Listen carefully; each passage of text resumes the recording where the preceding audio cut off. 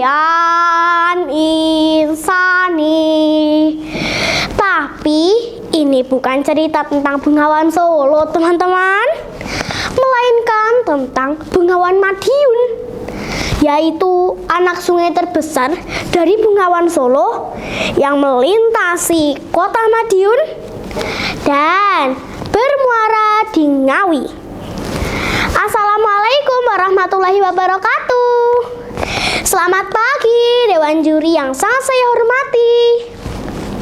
Perkenalkan, nama saya Ataleta Zasya Zahra dari MIT Bakti Ibu Kota Madiun. Saya membawa sebuah buku karangan YPB Wiratmoko, Cerita Rakyat dari Madiun.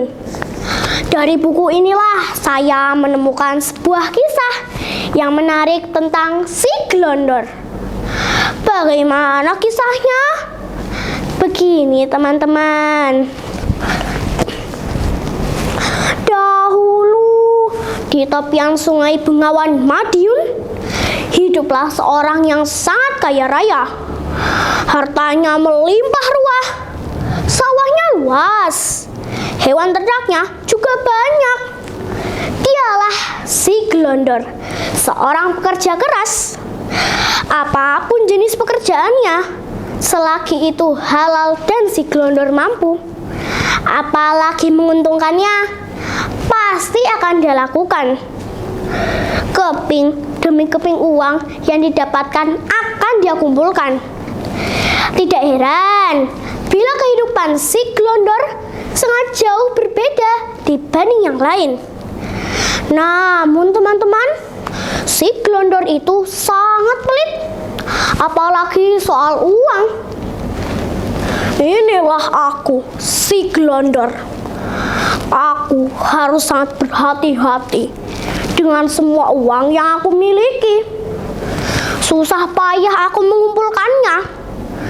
Jangan sampai orang-orang jahat atau mereka yang sedang kesusahan di luar sana mengambilnya ataupun meminjamnya.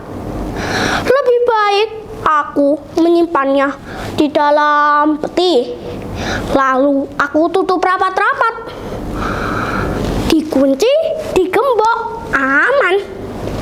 Suatu siang terlihat seseorang mendatangi rumah si Glondor. Begini, Dor, bisakah kamu bantu kami? Tahu sendiri kalau sedang patrik begini, untuk makan saja susah. Lah terus, kalau makan susah, apa minta aku suapi? Begitu, didulang. Yaudah gitu, Dor. Maksudku, pinjamlah sedikit saja uangmu. Masa ya ndak paham, Dor? Wah, yo maaf. Kalau soal pinjam-meminjam, aku tidak bisa membantumu. Wes, sekarang gini saja. Kamu ngurusi hidupmu, aku tak ngurusi hidupku. Piye? Wes embondor, orang kok tidak punya tepo seliro. Medit kamu. Teman-teman, memang ketika itu di sepanjang tepi Bengawan Madiun penduduknya banyak yang hidup susah. Maklum, saat itu sedang musim paceklik. Sandang pangan mahal. Banyak orang kelaparan karena hasil panen sudah dipastikan akan gagal.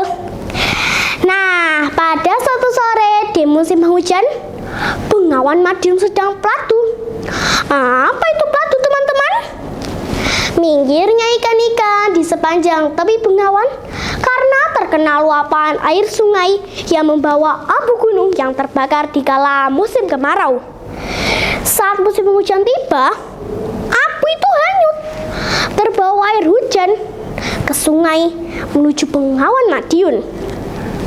Tentu saja kondisi air berubah dengan sangat cepat. Air sungainya menjadi kotor dan hitam pekat. Lalu bagaimana ikan-ikan bisa hidup dengan sehat? Para ikan kelabakan untuk mencari air bersih hingga akhirnya menepi ke pinggir Bengawan. Pelatu, pelatu, Bengawan pelatu. Begitulah teriakan warga yang saat itu berada di tepi Bengawan. Tentu saja kondisi ini membuat mereka sangat kegirangan. Ayo Kang, Mupang Peladu, jaringku sudah siap. Kesempatan bagi kita untuk mendapatkan ikan dengan mudah. Benar katamu. Ibarat pojok dicinta ulang pun tiba. Ini yang namanya rezeki nomplok. Loh ya sudah pastilah. Asal kita minta, Gusti Allah pasti memberi. Berbondong-bondong warga mendatangi pinggir Bengawan dengan membawa berbagai macam alat penangkap ikan. Setiap ikan yang didapatkan akan dimasukkan ke dalam bakul. Alhamdulillah Kang, aku mendapatkan 4 bakul penuh ikan. Mana bakulmu Kang? Sini, lihat itu, 6 bakul besar di sebelah sana, itu milikku. Ayo, segera kita jual ikan-ikan ini. Lalu, bagaimana dengan si Gelondor teman-teman? Tentu saja dia tidak mau rugi. Tunggu. Jangan lupakan aku, si Gelondor. Mau dibawa kemana ikan-ikan itu? Sini, biarkan aku yang membelinya. Antarkan semua bakul-bakul ikan itu ke rumahku. Jangan khawatir, akan aku bayar. Lumayan kalau aku jual lagi dengan harga tinggi. Teman-teman, si Gelondor membeli semua ikan hasil tangkapan warga. Namun, dasarnya si Gelondor yang kurang paham. Ikan-ikan itu dibiarkan di dalam wadahnya. Tentu saja, setelah berhari-hari, ikan-ikan itu menjadi rusak dan busuk. Gelondor tidak tahu bahwa ikan hasil peladu tidak sehat untuk dimakan. Ibarat golek uceng kelangan delek. Istilah untuk mengejar hal yang kecil dan belum pasti, justru kehilangan hal besar.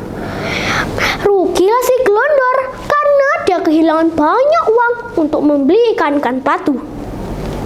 Berhari-hari si Gelondor terus memikirkan kemalangannya. Dia hanya duduk di teras rumahnya. Pandangannya kosong.